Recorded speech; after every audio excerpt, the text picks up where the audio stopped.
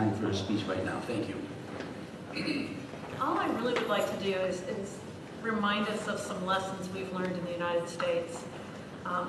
It's easy for us to look at a democracy that's been in existence for a while and to forget that the public face we tell of ourselves and the public history we give often conceals a lot of our own violence and our own constraints that we've provided against our own citizens.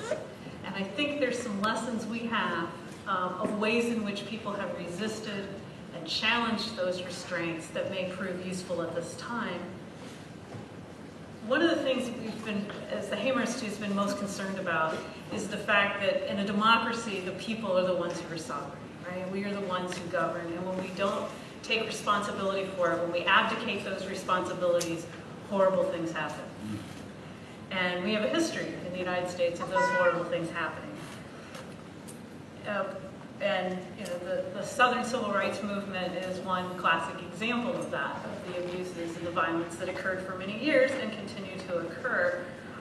But that's not the history we tell. We tell a very triumphant history of how wonderful everything is now and how horrible it was, and look, we solved the problem and we've moved on. And that's not necessarily the case. So there's two elements I'd like to talk about in terms of this.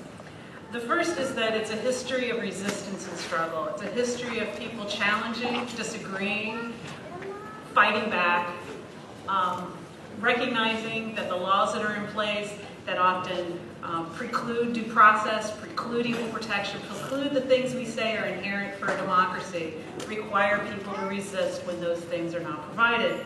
The second thing I think we have to remember is that violence and oppression is a way in which the state maintains its control. It can be done legally, it can be done illegally, but it's a constant part of that struggle.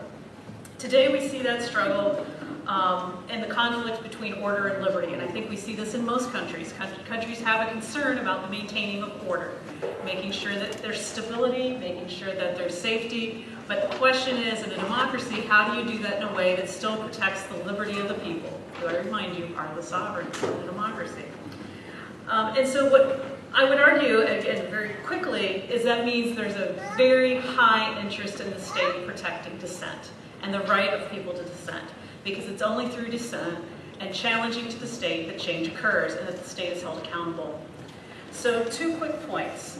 One, this idea of this technique of making dissenters illegal and making them terrorists is a long-held one that many democracies have exercised.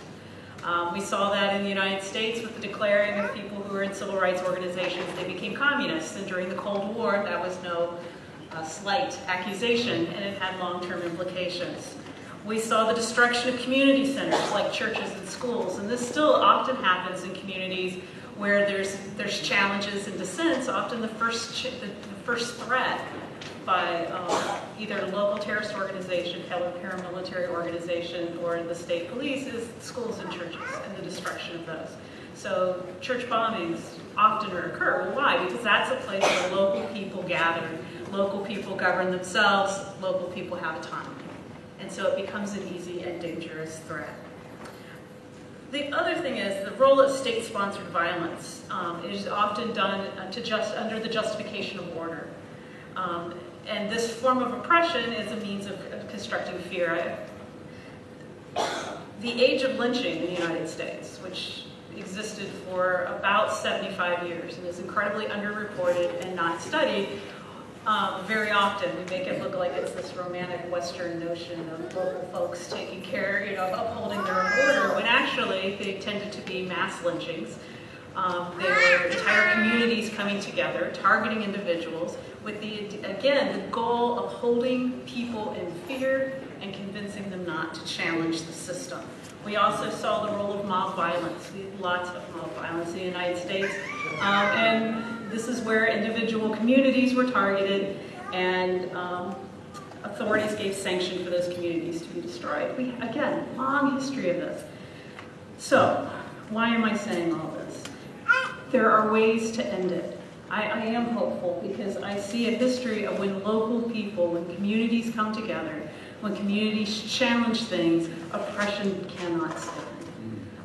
So I wanted to keep this short because I think the Q&A becomes very important, but I want to end with the words of Frederick Douglass.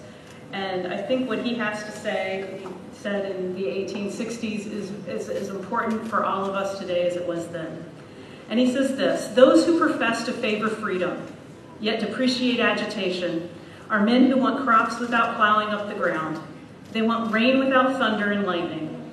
They want the ocean without the awful roar of its many waters. This struggle may be a moral one, or it may be both moral and physical, but it must be a struggle.